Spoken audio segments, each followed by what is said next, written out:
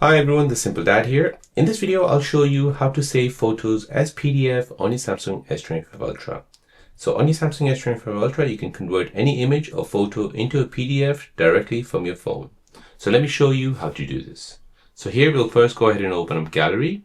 And now here we'll go ahead and first open up Menu, then tap on Settings. Now if you've been watching this video till now, you should have Gallery Labs opened already. However, if you haven't, go ahead and open up About. Go ahead and tap multiple times on the version number until you see Gallery Labs has been enabled. Go back and you'll see this new menu called Gallery Labs. Tap on this. Now you're going to go ahead and scroll down and find an option where it says Save as PDF. Go ahead and turn this feature on. Go back. Now you're going to go ahead and open up an image. So for example, this one here. Now let's just say I want to create a PDF out of these statues here. So we'll go ahead and select 3 PDFs or 3 photos. We'll tap on Create, and then we get this option where it says Save as PDF. Tap on this. Now we can go ahead and choose the order. We want a default order or reverse order. So we'll go ahead and choose reverse. And now a PDF has been created.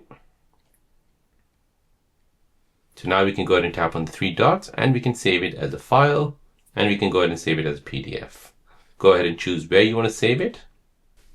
Give it a name and then save.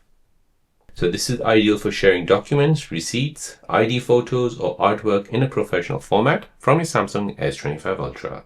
So there you go guys, that is how to save photo as a PDF on your Samsung S25 Ultra.